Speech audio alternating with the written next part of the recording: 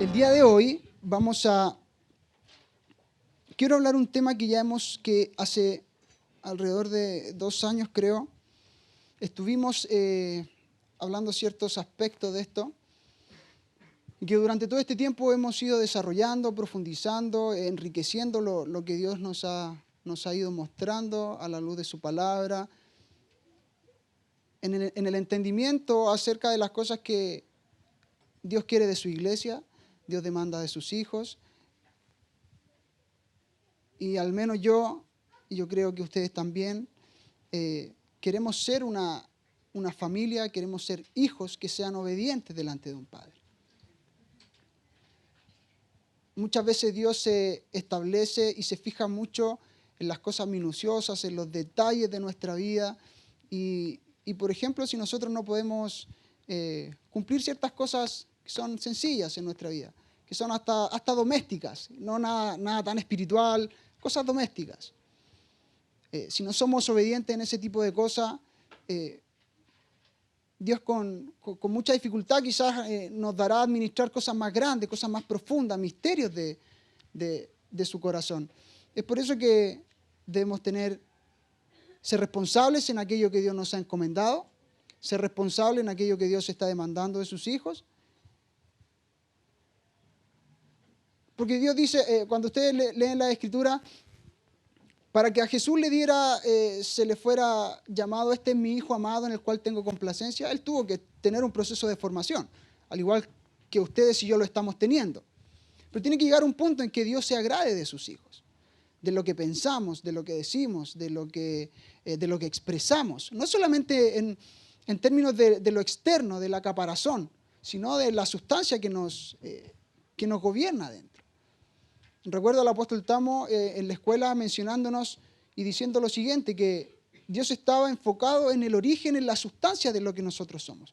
No tanto si bien somos hijos de Dios, ese probablemente ha sido nuestro, en esta estación, ser hijos, el pastor decía hace unos días atrás, en esta estación ser hijos para nosotros lo ha sido todo. Somos hijos, porque hemos encontrado una identidad. Pero ahora no nos quedamos simplemente en que somos hijos. Tenemos que ir más allá. En Dios siempre hay algo más. En Dios siempre hay una medida mayor acerca de lo que Él demanda para nosotros. Por lo tanto, nos concentramos y nos enfocamos en la sustancia, en el origen. Y cuando nosotros decimos que somos hijos de Dios, esta mañana quiero hablarle acerca de la primogenitura y cómo la primogenitura se establece como una ofrenda delante de Dios, pero a la misma vez nos convertimos en redentores para otras personas. Vamos a leer Hebreos capítulo 12, versos 22 y 23, para establecer un fundamento.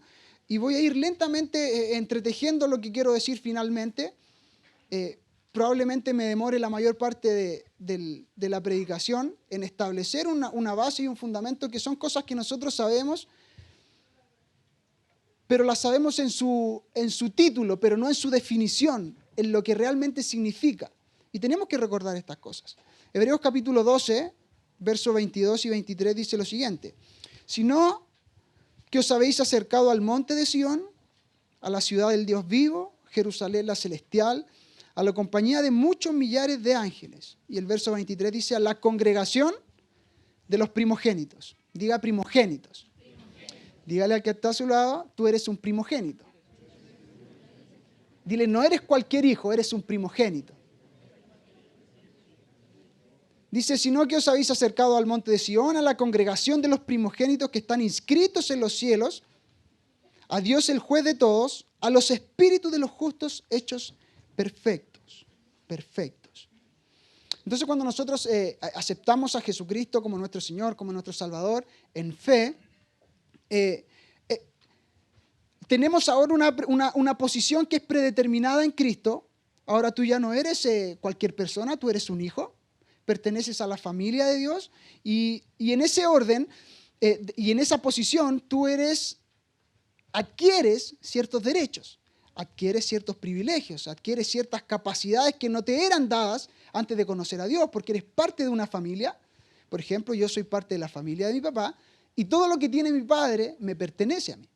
Él tiene un auto que también me pertenece, que yo lo ocupo de vez en cuando. Él tiene una casa que está a su nombre, pero que yo la ocupo. Por lo tanto, soy poseedor de esas cosas. Soy administrador también de esas cosas. Entonces, en términos de Dios, sucede exactamente lo mismo. Tú eres un hijo de Dios. Voy a ir de las cosas muy sencillas.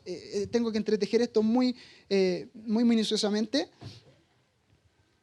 Como hijo de Dios tenemos ciertos privilegios, derechos, autoridad. Con la presencia de Dios hay demostración de poder. Ustedes pueden ver en la Escritura que dice que a todos los que creen en su nombre le dio potestad de ser hecho hijo de Dios, ¿cierto? Y echarán fuera demonios. Y hay un montón de cosas que pueden ser establecidas a través de una posición de hijo. Pero para que esa funcionalidad de hijo venga a la realidad en tu vida, tú tienes que pasar por un tiempo de formación. Es lo que dice la Escritura. Cuando dice en Juan 1:12, simplemente anótelo.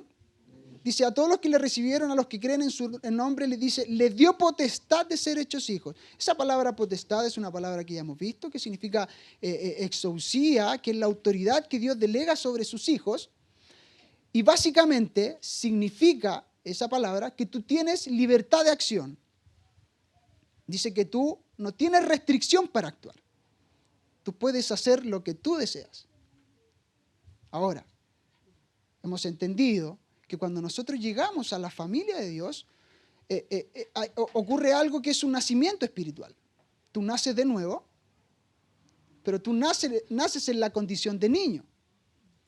Nadie en términos naturales nace siendo adulto, ¿cierto? La mujer y la mamá no tuvieron a su hijo de 15, de 20 años. Por lo tanto,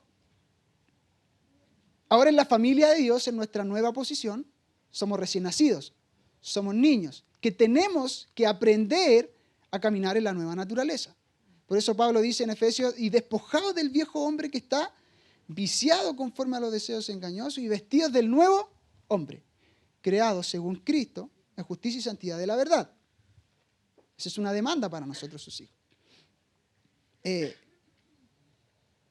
Ahora, todo lo que compete en esa posición de autoridad como hijo vendrá a ser funcional cuando la postura de nuestro corazón es la correcta. Yo hace 2 años, creo que hace 2 años, y hace unos miércoles atrás, recordábamos estas cosas, que nosotros tenemos una posición en Dios, hijos, pero hay una postura de nuestro corazón que va a definir y determinar cómo la funcionalidad de hijo es manifestada en el mundo, es manifestada a mi alrededor. Pablo le dice a Timoteo, en 1 Timoteo capítulo 1, dice, a Timoteo verdadero hijo en la fe, verdadero hijo en la fe. Es decir, que tú puedes ser un hijo, vamos a hacer este alcance. Tú puedes ser un hijo por definición, pero no tener funcionalidad en esa posición de hijo. ¿Sí? Es por eso que Pablo le dice a Timoteo, tú eres un verdadero hijo en la fe. Y cuando habla de verdadero, habla de algo que ha sido, que es genuino, que es íntimo en relación con un padre. Y por eso hablamos de un proceso de formación. Cuando en Isaías 50 y... no recuerdo cuánto, el versículo, 43 parece que, no estoy seguro. El primer versículo dice, lo voy a parafrasear, dice Dios de Israel, a Israel he creado, pero dice que, perdón, a Jacob he creado, pero a Israel he formado. Hay un nacimiento, hay una creación de tu persona, pero hay una formación ahora de tu ser espiritual. El punto es el siguiente, que cuando confesamos a Dios y a Jesucristo y su señorío sobre nuestras vidas, ahora somos hechos nueva criatura, es lo que dice Efesios 4:22, pero ahora nosotros necesitamos crecer, necesitamos ir más allá de esa posición. Hemos entendido que la salvación no es el principio, ¿cierto? Sino que es un medio para nosotros establecernos en una posición en la cual nosotros tenemos que encontrar una función. Gálatas capítulo 4, verso 1 y 2 dice, Pablo pone lo siguiente, dice, pero también digo esto, entre tanto que el heredero es niño, en nada difiere de un esclavo. Dice, aunque es señor de todo, pero está bajo tutores y curadores hasta el tiempo señalado por el Padre. ¿Qué quiere decir esto? Cuando nacemos de nuevo, tú eres un niño. Tienes muchas cosas que están a tu disposición, pero tú no estás capacitado para administrar esas cosas. Es como si Manuel a Josefita le diera, no sé, $1.000.000 para que ella lo administrara. Probablemente no sabría qué hacer con ese dinero. En términos de Dios es exactamente lo mismo. Él dispone de todas las riquezas celestiales. Efesios capítulo 1 dice que nosotros hemos sido bendecidos con toda bendición espiritual en tiempo pasado. Eso ya está hecho. El punto es cómo nosotros ahora, en nuestra posición y en la postura de nuestro corazón, vamos a accesar a esas cosas. Gálatas 4:7 dice, en el mismo capítulo que estábamos leyendo recién, dice, así que ya no eres esclavo, sino hijo, y si hijo también heredero de Dios, por medio de Cristo. Todas estas cosas las hemos visto, amados. Simplemente estoy refrescando su memoria. Ustedes pueden leer Isaías capítulo 42, verso 8, cuando Dios dice lo siguiente, dice que Él no le dará la gloria, su gloria, a otro. Pero cuando leemos bien ese capítulo y vamos al significado de lo que significa ese otro, es a otro menor. Porque Dios nos viste de su gloria. Dios nos entrega su gloria. Pero nosotros tenemos que tener una medida, porque lo que estamos llevando cuando hablamos la gloria, hablamos de su reputación. Por lo tanto, siempre Dios, cuando nosotros nacemos de nuevo, cuando somos injertados en su familia, Dios va a demandar algo más de ti y de mí. Siempre. Es por eso que no puede haber áreas en nuestra vida que no estén en gobierno de Dios. Cuidamos nuestra posición entonces, pero tampoco, nunca descuidamos nuestra postura, porque Dios se enfatiza en la postura del corazón para manifestar aquella herencia que se ha prometido sobre nuestras vidas. Voy a leerles la definición de qué significa postura. Ustedes saben, posición es hijo de Dios. Esa es tu posición. Ahora la postura que habla de tu corazón significa lo siguiente. Dice, actitud o imagen que revela la autoridad de tu posición. Es decir, la postura es la actitud en la forma en que te conduces o que te comportas que le dará autoridad a tu posición. Si tú tienes una posición de hijo, pero no tienes un corazón correcto, de nada sirve tu posición. Tú vas a ser salvo, tú vas a ir al cielo con Dios, sí, pero no vas a ejercer dominio y la administración que Dios ha demandado de sus hijos. Veamos lo siguiente. Jesús, su posición, lo cantábamos recién, era el león de la tribu de Judá. Esa era su posición, firme, no cambiaba. La postura de su corazón es el cordero de Dios que quita el pecado del mundo. Y hay dos cosas totalmente contrarias, un león con un cordero. Por ejemplo, David, su posición era el rey de Israel, pero la postura de su corazón era tener un corazón puro y manos limpias. Es lo que dice el Salmo 51. Crea en mí, oh Dios, un corazón limpio. La posición tú no la puedes ver. Las personas que te ven en la calle no saben o que te conocen, muchas veces no saben que tú eres un hijo de Dios, pero ellos pueden ver tu postura, porque la postura va a determinar cómo tú te conduces en la vida. Para Salomón, la posición era rey de Israel, pero su postura era de pedir sabiduría delante de Dios. Para Moisés, su posición era el líder de una nación, era la cabeza de una nación completa, pero su corazón, dice la Escritura, que era el hombre más manso en la tierra. Si nosotros, déjenme ponerle este ejemplo. Cuando nosotros vemos a Jesús en Juan capítulo 1, verso del 12 al 14, dice que nosotros vimos su gloria como la del unigénito del Padre, y dice, lleno de gracia y de verdad. Posición es gracia, verdad es la postura. Jesús podría haber sido una persona llena de gracia, pero si no manifestaba esa gracia en la verdad, probablemente no hubiese podido cumplir aquello a lo que vino. Muchas veces tú recibes gracia en este lugar, pero no eres capaz de dispensar esa gracia que ha sido recibida. La Escritura dice, todos oyeron la misma palabra, pero no a todos les aprovechó de igual forma, porque no iba acompañada con fe. ¿Qué es lo que quiero decir? La gracia es la sustancia de lo que era Dios, su composición. Dice que en el principio era el verbo era con Dios y el verbo era Dios. Dice lleno de gracia y de verdad, versículo más adelante. Ahora, la verdad significa lo siguiente, esa es una palabra en griego que significa que es ateleia, y significa que es la manifestación aparente de lo que se sustenta. ¿Qué quiere decir? Que Jesús era lleno de gracia, pero quien expresaba esa gracia era la verdad. Dice lo siguiente: la gracia es invisible, pero la vemos a través de la verdad. Tú no puedes separar una de la otra. El fruto de la gracia es la verdad. Verdad significa lo siguiente: la realidad que se encuentra en la base de la apariencia, en la esencia manifiesta y veraz de algo. Es decir,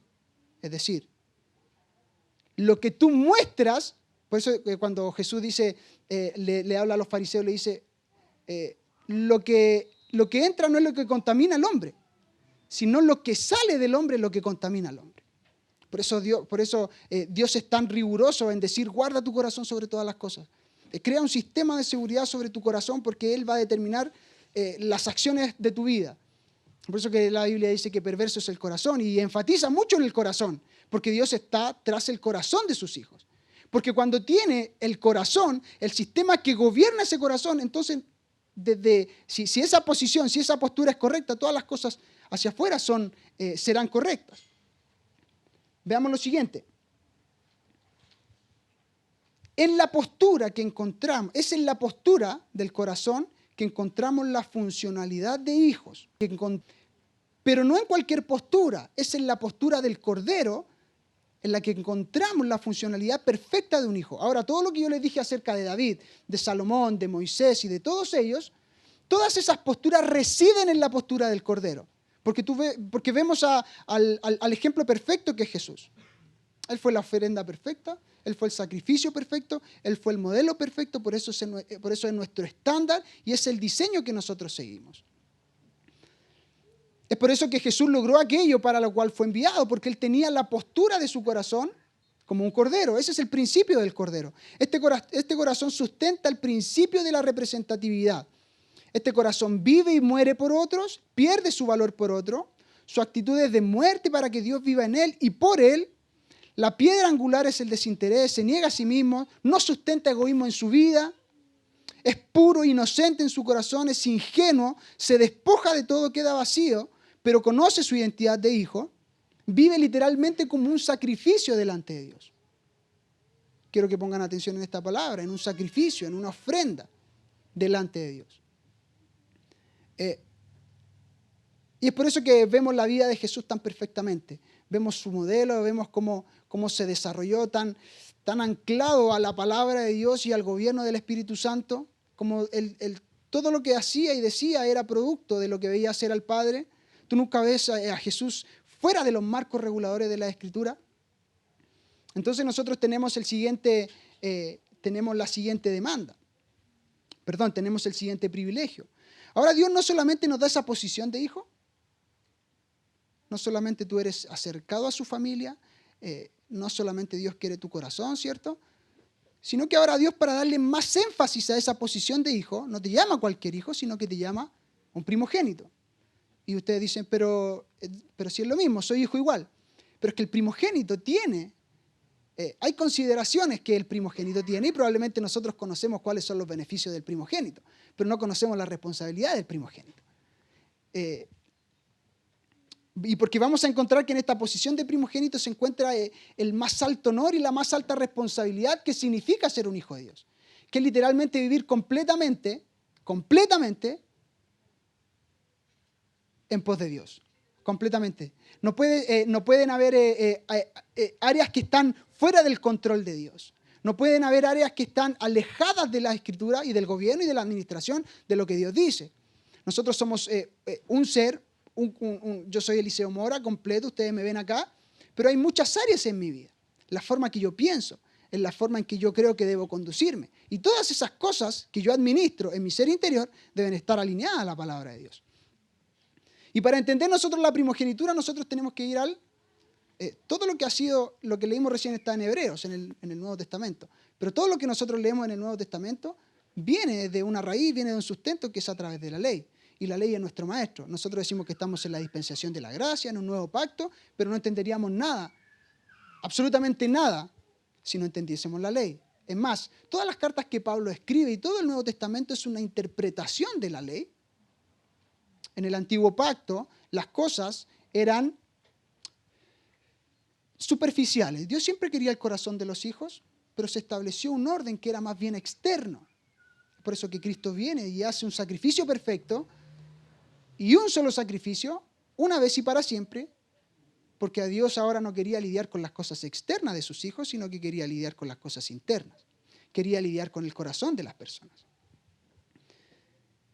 Por lo tanto, tenemos que volver a la ley, tenemos que volver a leer probablemente esos capítulos de Números, Levítico, que son tan tediosos de leer, ¿cierto? Mucha genealogía y muchas cosas que uno dice, ¿pero para qué me sirve esto? Y sirve de mucho más. Cuando nosotros, por ejemplo, tenemos la fiesta la próxima semana, tú para entender la fiesta, tú tienes que leer cuál es el sustento y el fundamento de la fiesta, pero esas cosas que están en la ley tienen que ser interpretadas porque son confusas para nosotros, porque las vemos desde un lente muchas veces carnal. Es por eso que la Escritura dice que primero es lo natural, luego lo espiritual. Pero después la Escritura dice que primero es lo espiritual y luego lo natural. Entonces, decimos, pónganse de acuerdo, ¿qué es primero? Las cosas espirituales son primero, sí, porque ya todo ha sido creado en Dios. El punto es que en nuestra posición caída, nosotros no entendemos esas cosas espirituales. Es por eso que Dios nos tiene que mostrar algo natural primero para establecer algo espiritual. Entonces, cuando Dios habla de la primogenitura en el Nuevo Testamento, en Hebreos capítulo 12, Él estableció en Levíticos, en Éxodo, en Número, ley de los primogénitos.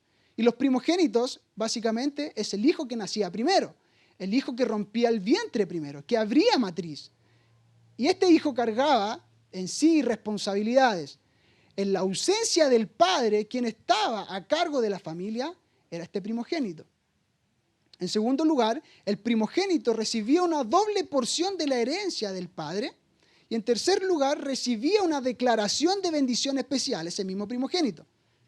Podemos encontrar más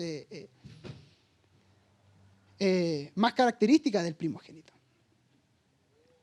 Pero esos son los beneficios que adquiría, pero hay ciertas responsabilidades. Por ejemplo, cuando nosotros vemos cuando José es vendido, esto lo hemos mencionado en algún momento, José es vendido, Rubén no estaba cuando José es vendido, y Jacob, su padre, los había enviado a apacentar las ovejas, a todos los de sus hermanos, menos al más chico, que era Benjamín. Y luego manda a su hijo menor a ver a sus hermanos. Y Rubén no sé qué habrá estado haciendo, pero estaba lejos de sus hermanos. Y la ley decía que cuando el padre no estaba presente, él era responsable de sus hermanos.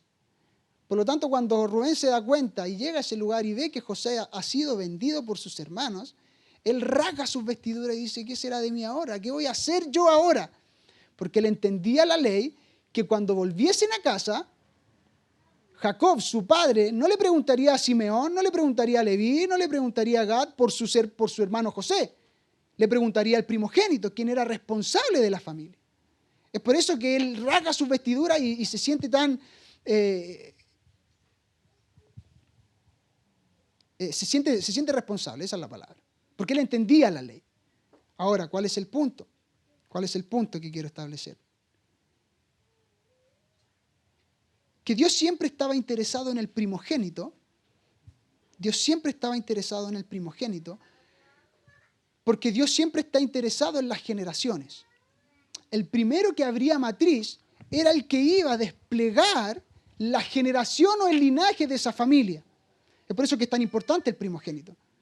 Porque sería el primero que extendería el linaje, que extendería el nombre. Y ustedes saben que Dios edifica a través de familias.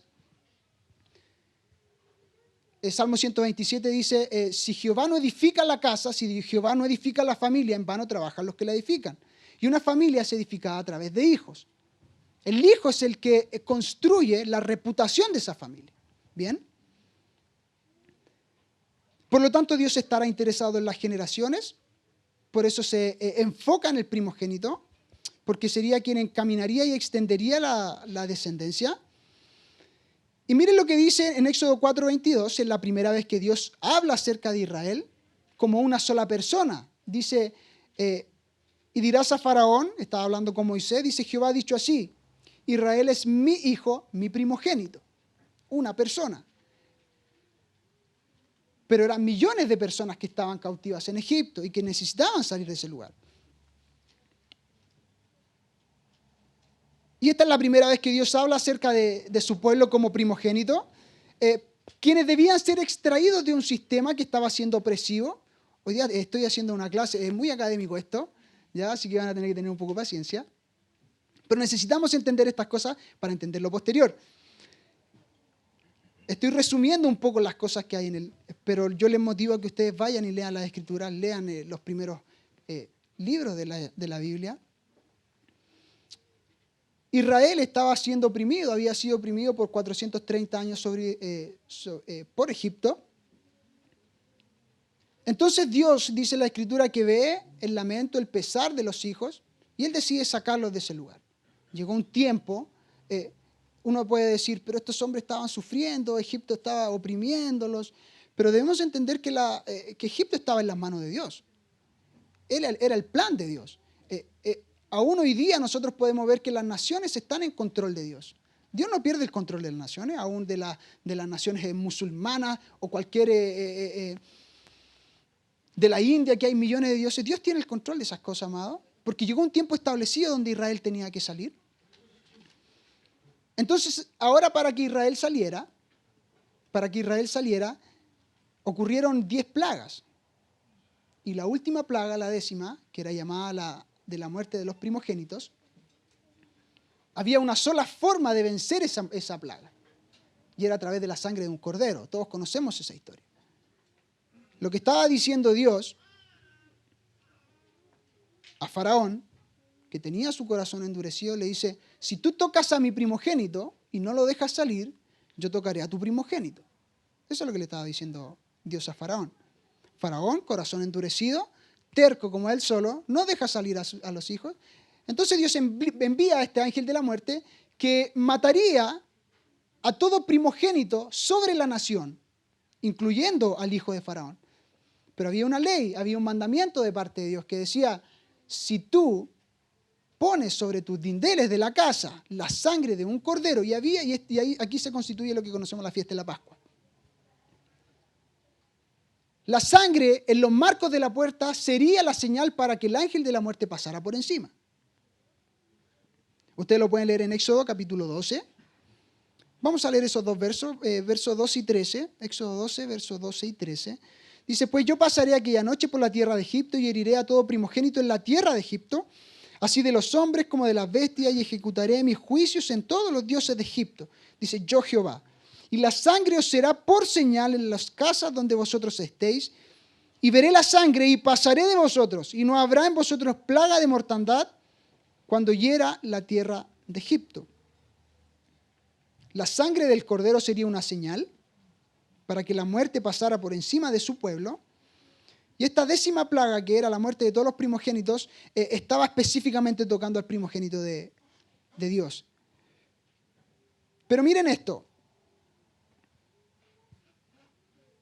Miren esto. La señal era la sangre del cordero en las puertas. Ahora Israel tendría un problema si no obedecía esa ley.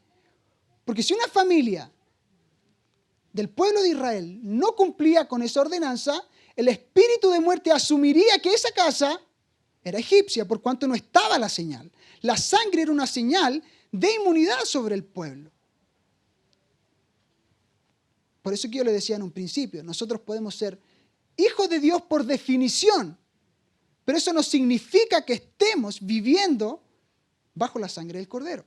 Ahora, si una casa, una familia de Israel no pintaba con sangre los marcos de la puerta, sus casas, el ángel de la muerte asumiría que esa era una casa egipcia.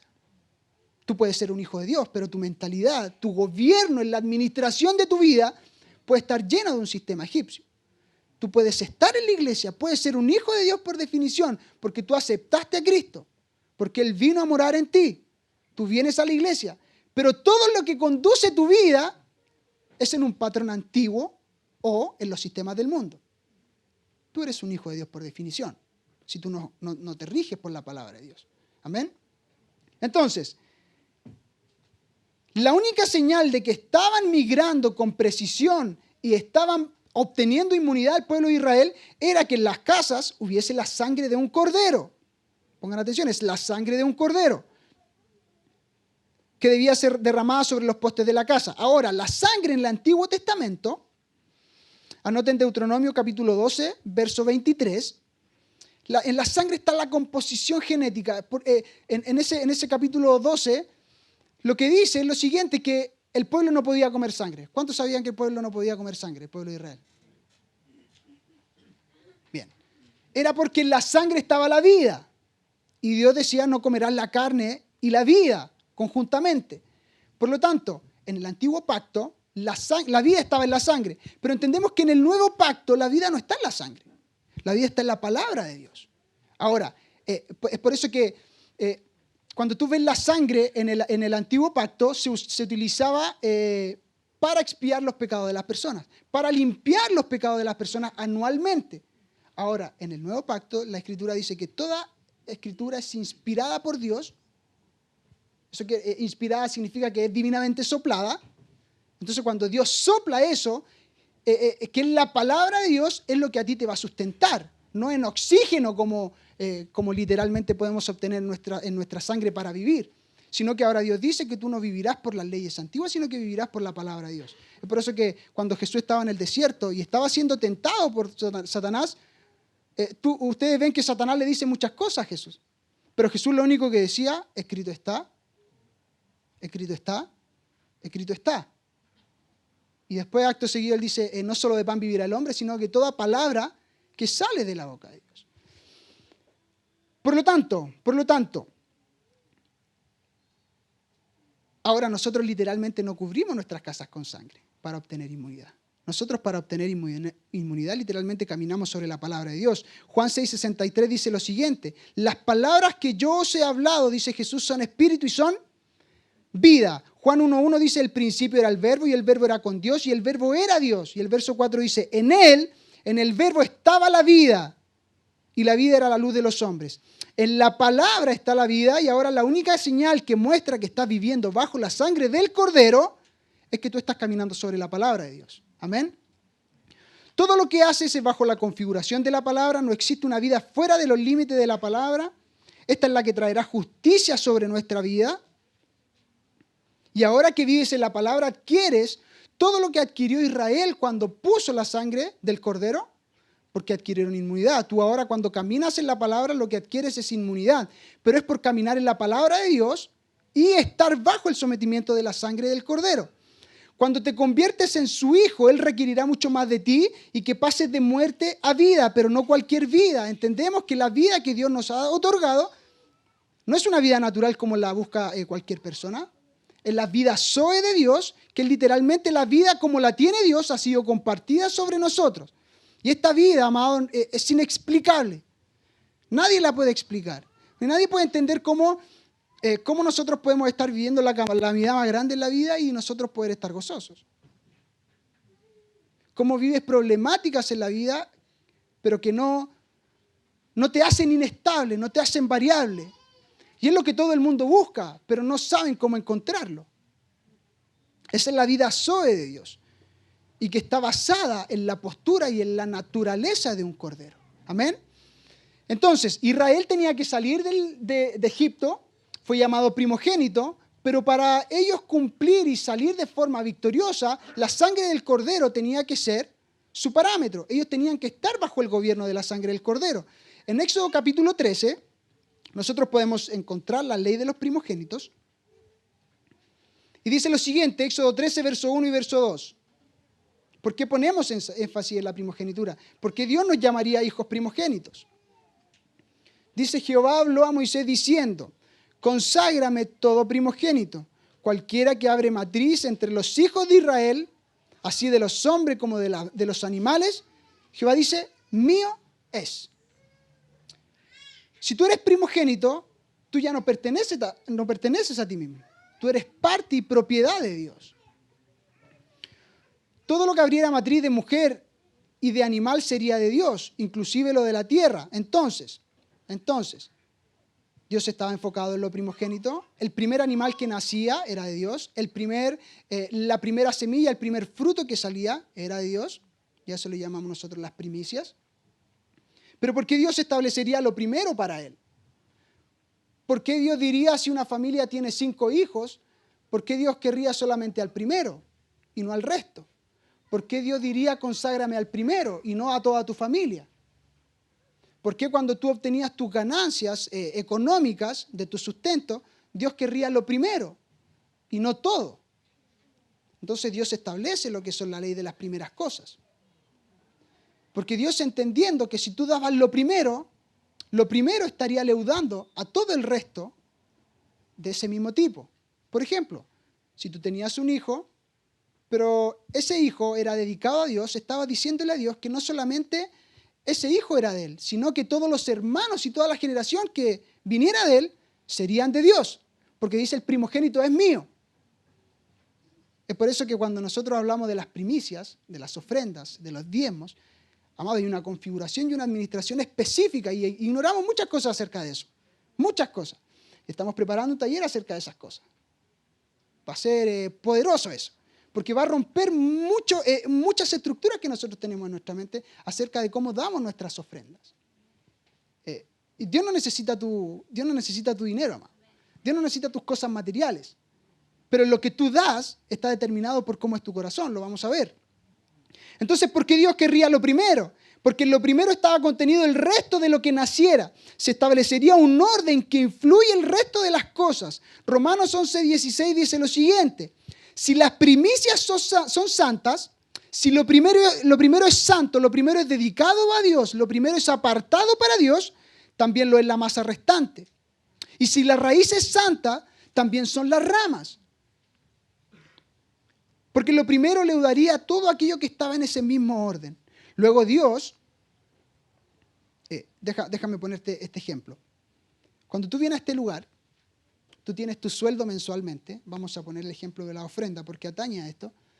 Y no estoy hablándole específicamente acerca de la ofrenda monetaria en este día, pero sí tiene que ver. Cuando tú traes tu ofrenda a este lugar, cuando tú traes tu diezmo, te voy a hacer una pregunta. ¿Tú lo entregas todo? Cuando tú entregas tu diezmo, ¿entregas todo tu sueldo?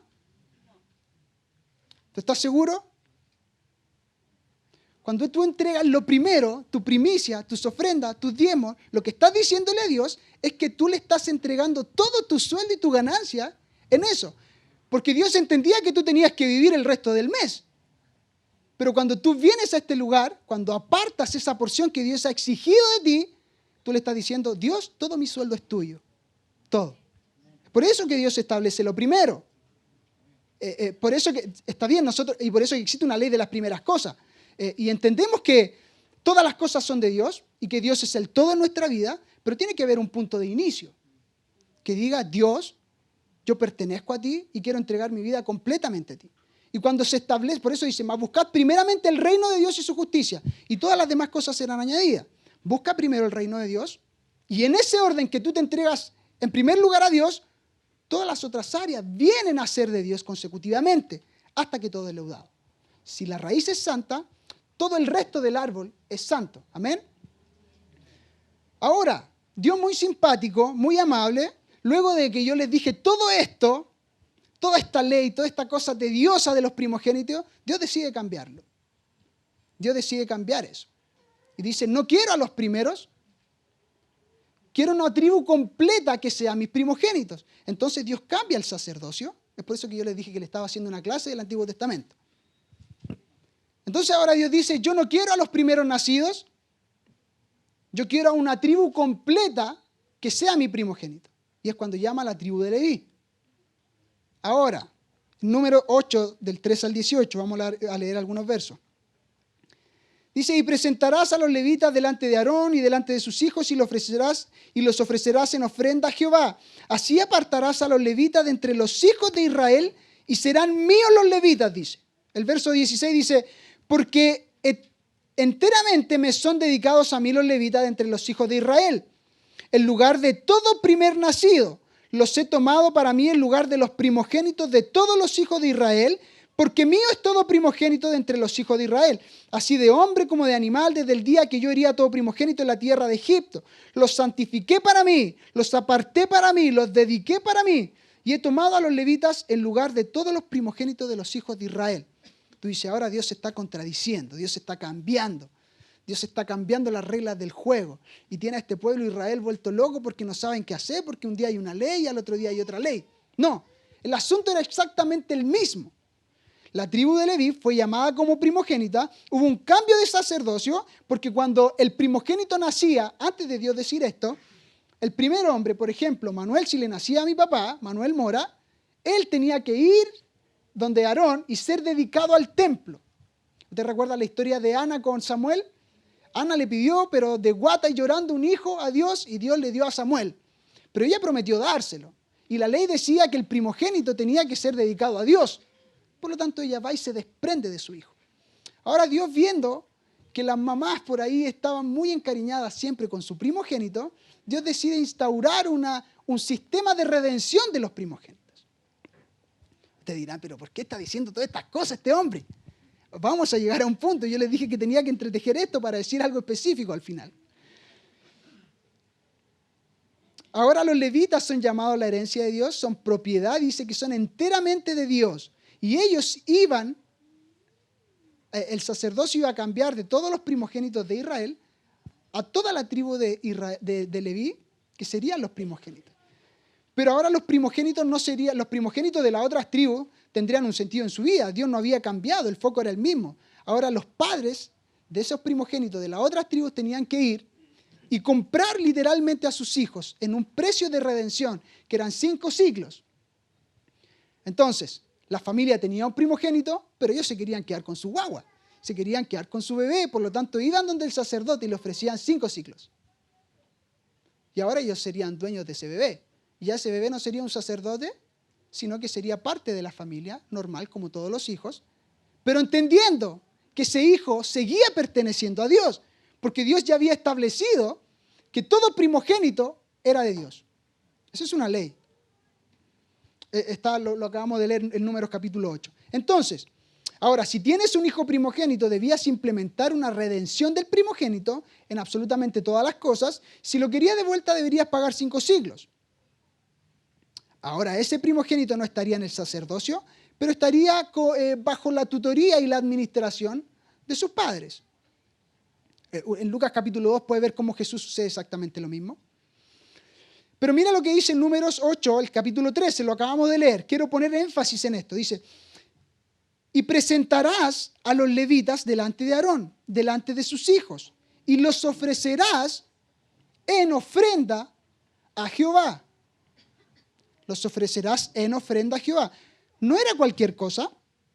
La disposición del sacerdocio había cambiado de los primogénitos a los levitas, pero el centro del asunto no cambia, porque Dios estaría demandando de su pueblo que se establecieran como una ofrenda delante de Él, como algo que se consagra exclusivamente de la pertenencia de Dios. Cuando Dios dice los primogénitos son míos, después dice los levitas son míos, el foco y el punto del asunto era el mismo.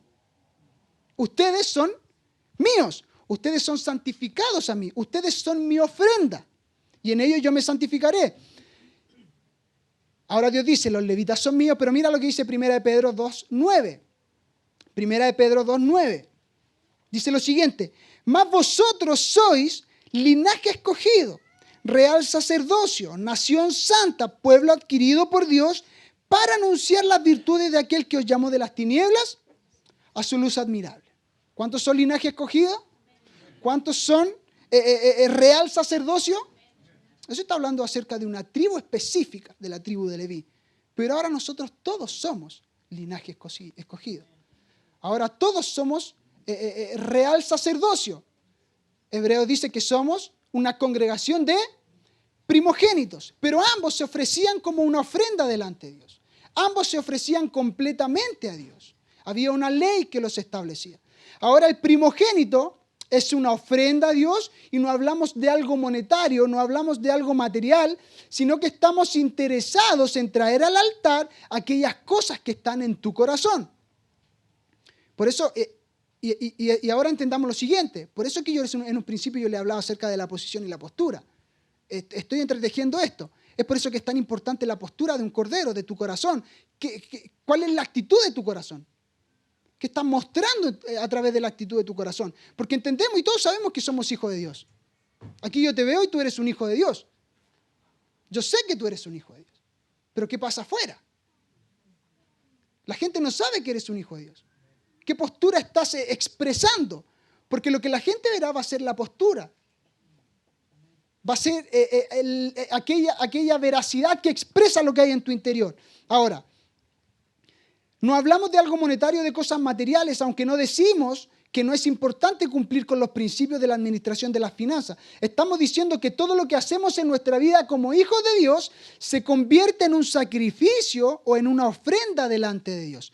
Todo lo que tú haces en tu diario vivir 24/7 es un sacrificio, es un culto racional a Dios. Pero si entendemos ahora que nuestro corazón está en una postura incorrecta, que la actitud de mi corazón es una actitud incorrecta, todo lo que hagas será impreciso en tu vida.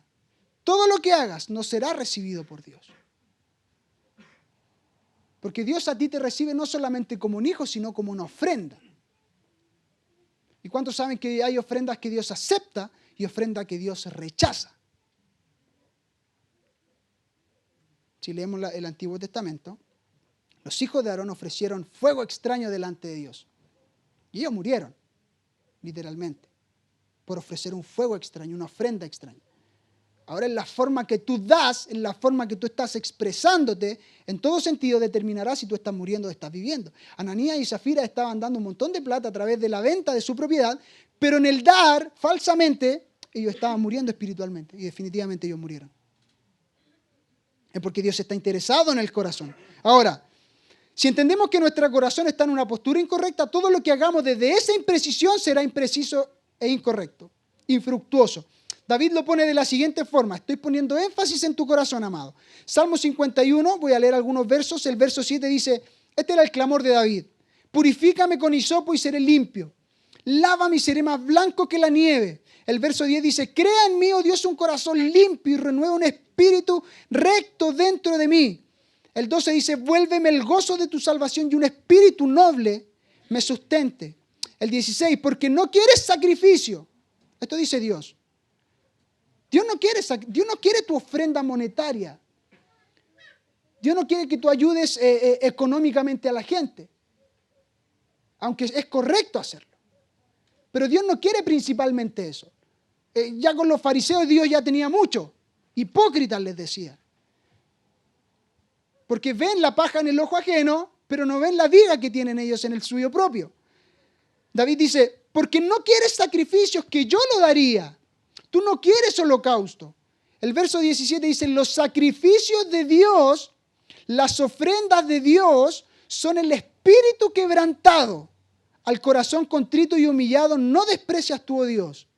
Y el verso 19 dice, cuando tu corazón está en la postura correcta, mira lo que dice el verso 19, entonces te agradarán los sacrificios de justicia. Solo entonces, cuando la postura de tu corazón es correcta, es que Dios recibe todo lo que tú haces en tu vida, amado.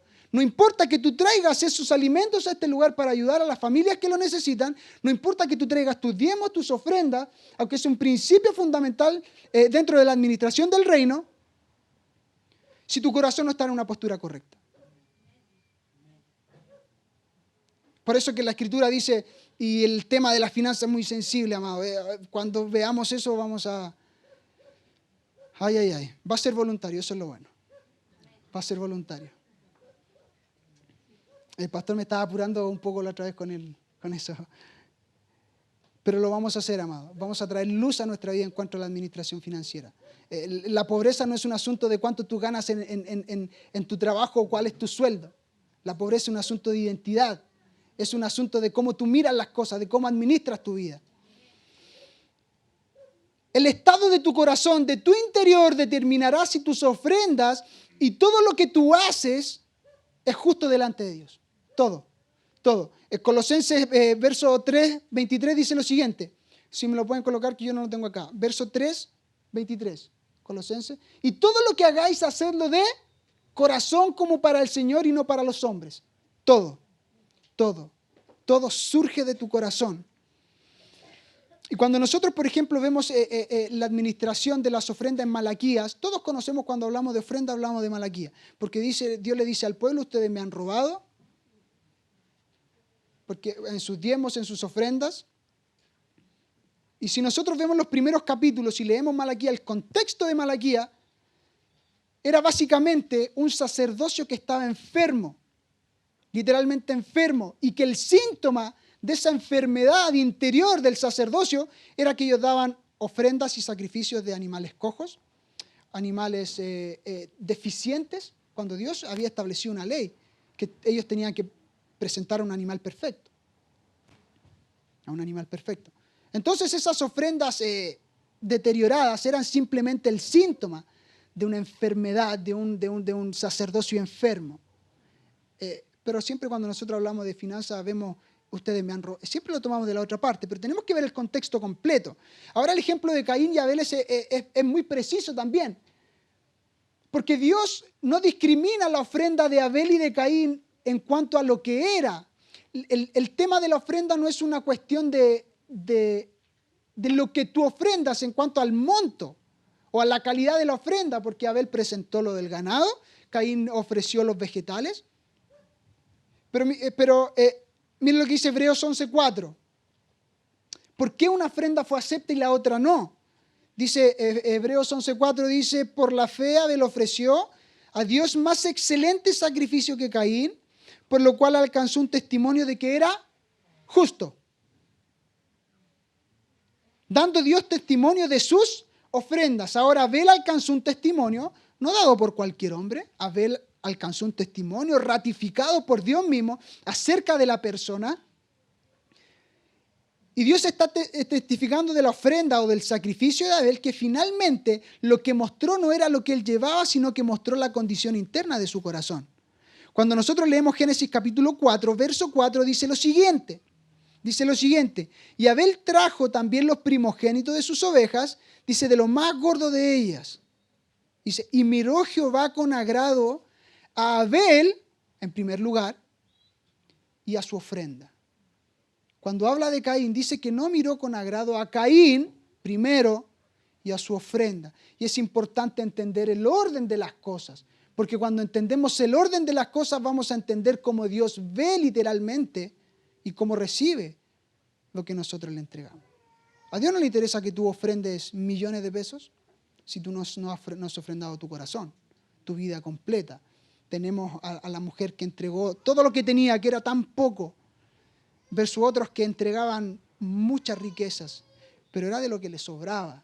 Entonces Jesús dice que esta mujer es más grande que estos que han echado mucho más dinero, porque no es una cuestión de material, no es una cuestión externa. Lo que Dios quiere es la composición de tu corazón, aquello que está sustentado en lo más íntimo de ti. Por eso que cuando Jesús viene y cada vez que Dios comenzaba a mover en las Escrituras, Él decía, arrepentíos, cambia tu forma de pensar, cambia el sistema que gobierna tus pensamientos, cambia la forma interior.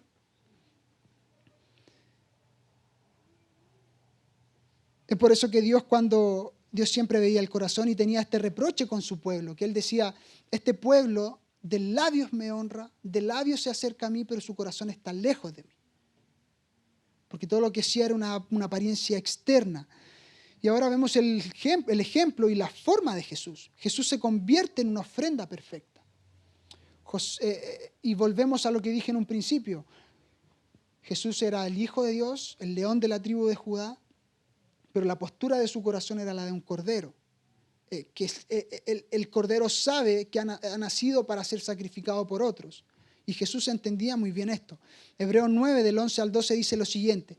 Pero estando ya presente Cristo, sumo sacerdote de los bienes venideros, por el más amplio y más perfecto tabernáculo, no hecho de manos, es decir, no de esta creación, y no por sangre de machos cabríos ni de becerros, sino por su propia sangre, dice, entró una vez y para siempre en el lugar santísimo, habiendo obtenido eterna redención. Eterna redención. Jesús, a través de ser una ofrenda perfecta delante de Dios, de tener una posición y tener una postura correcta, ahora se le dio la capacidad de convertirse en un redentor. Ahora Jesús no es solamente el hijo primogénito de Dios. Ahora Jesús no es simplemente el cordero que quita el león de la tribu de Judá, sino que ahora es el cordero que quita el pecado del mundo. Primera de Pedro 1, 18 y 19 dice lo siguiente: sabiendo que fuiste rescatados de vuestra vana manera de vivir, la cual recibiste de vuestros padres, no con cosas corruptibles como oro y como plata, como se redimía en el tiempo antiguo, dice, sino con la sangre preciosa de Cristo, como un cordero sin mancha y sin contaminación. Jesús tenía claro cuál era su propósito. Él sabía que tenía que venir en la postura de un cordero porque sabía que su fin era el madero de la cruz. Y tú puedes leer todo Isaías 53 como relata eso. La redención vino no por la posición de hijo de Jesús, sino que vino por la postura de su corazón de un cordero. Es lo que yo le decía en un principio. Jesús era lleno de gracia, pero si Él no manifestaba esa gracia, probablemente hubiese sido una persona más. Pero Él, lleno de gracia, y manifestó toda esa gracia que se establecía como una verdad. Juan 1:29 dice lo siguiente. Anótelo, simplemente lo vamos a parafrasear. Cuando Jesús viene delante de Juan el Bautista, lo que Juan el Bautista estaba viendo a Jesús venir, pero lo que estaba literalmente viendo Juan el Bautista era el corazón y la postura de Jesús, porque dice, he aquí el Cordero que quita el pecado del mundo. Pero venía Jesús caminando. Es por eso que yo les pregunto, ¿cuál es la postura que nosotros manifestamos? Nuestra posición es invisible delante del sistema. La postura de nuestro corazón va a ser visible delante de los otros. Juan no estaba viendo la apariencia de Jesús, él literalmente estaba viendo el corazón y la postura de Jesús. Jesús es el primogénito de Dios. Pongan atención en esto, porque aquí esto es lo que quiero enfatizar.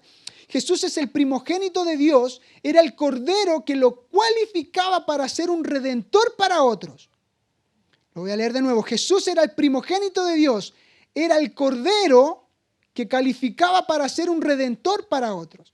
Entonces, si nosotros somos primogénitos de Dios y Jesús es el primogénito que ofreció su sangre y su carne para redimirnos como primogénito, por eso es llamado redentor, entonces ahora nosotros no solamente somos hijos y no solamente somos hijos primogénitos, sino que ahora nosotros somos redentores de Dios. Somos redentores. Hemos sido redimidos para redimir. El pastor hace unos 5 años hizo una serie completa de esto. Y es como nosotros nos presentamos, porque ser primogénito y tener la postura del cordero tiene un énfasis, tiene un propósito. No es simplemente porque Dios quiere ponerte un nombre cualquiera. Es porque quiere que tú seas un instrumento de redención para otros. Es por eso que están viendo los otros de ti. Están viendo tu arrogancia, tu orgullo, tu egoísmo, tu ostentación de hijo de Dios, tu definición de hijo de Dios, o están viendo la postura de tu corazón. Porque cuando tú eres lleno de gracia y manifiestas la verdad como Jesús, la gente verá que tú eres un hombre verdadero y la gente será atraída literalmente a ti. Porque verán una persona que es capaz de sacarlos de la problemática que están viviendo. Ellos verán el modelo y te seguirán. Es por eso que dice, cuando habla acerca del monte de Sión, dice que todos irán a ese lugar, porque de ese lugar fluye la ley y su palabra. El mundo verá que hay calamidad, que hay crisis, pero verán tu vida estable, gozoso, a pesar de las circunstancias. Pero sabrán que en ti está la capacidad y la habilidad para redimirlos, para traerlos a una posición de reconexión con algo que ellos no entienden. Que no entienden. Entonces, nuestro propósito es redimir por medio del lavamiento de las aguas de la palabra. Mientras ofrezcamos nuestro corazón en la postura de un cordero, para que Dios pueda redimir a otro. Y redimir simplemente significa pagar por otro y traer de vuelta. Lo que hizo Cristo con nosotros fue redimirnos. No por oro, no por plata, lo acabamos de leer, sino por su propia sangre. La postura del cordero le significó a Jesús humillación, dolor, sufrimiento, y tú puedes leer todo Isaías 53. Y dice que no abrió su boca y que fue como oveja al matadero. Es por eso que esto no se trata de nosotros. Es por eso que lo que sustenta la postura del Cordero es el amor. Es el amor. Porque Dios, entendiendo que amaba a su pueblo, Él envió a su Hijo. Pero tú puedes tener la posición, pero si no tienes amor, no tienes la postura correcta. Porque el amor es el desinterés propio, literalmente. Tú, cuando amas a otro, literalmente vas a salir de tu comodidad para rescatar a otro. Jesús salió de su comodidad, del trono, de toda la gloria que Él tenía, para venir por nosotros y redimirnos a través de su sangre. Pero nosotros hemos olvidado esta ley de redimir a otros. Hemos olvidado lo que Dios nos ha delegado como responsabilidad. Porque Dios no simplemente establece el principio de representatividad o de exacta representación para que simplemente otros vean que existe un Dios, sino que Dios quiere que tú, a través de esa exacta representación, reconectes aquello que se desconectó en el principio. Ahora, no estamos diciendo que nosotros somos otro Jesús, somos redentivos por nuestra propia capacidad. No, el sacrificio ya está hecho, pero no todos lo conocen. Esto ya está escrito. Dios ya vino. Dios ya estableció el sacrificio una vez y para siempre. Pero hay gente que no sabe esto. Y la única forma de la gente enterarse de esto es cómo tú posturas tu corazón para con el resto de las personas. Cómo tú te ofreces como un primogénito delante de Dios, como una ofrenda delante de Él, para ser un instrumento de redentivo para otros.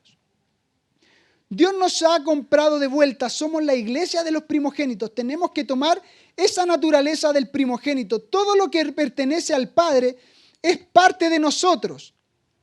Y Dios nos ha hecho sus hijos en primer lugar para llevar esa naturaleza del Cordero, de redentores. Nos convertimos en redentores en todo lo que tiene contacto con tu vida, amado, tiene que saber que tú posees esa habilidad de reconectar con Dios. Pensábamos que nuestra herencia estaba en el cielo, pero nuestra mayor herencia, es nuestra posición, en la postura correcta. Esa es nuestra máxima funcionalidad. Pablo dice lo siguiente en 2 Corintios capítulo 5, verso 18, dice en adelante. Y todo esto proviene de Dios. Dice que nos reconcilió consigo mismo por Cristo. Y dice ahora, y nos dio el ministerio de la reconciliación. El apóstol Yacer hablaba hace una semana acerca de esto.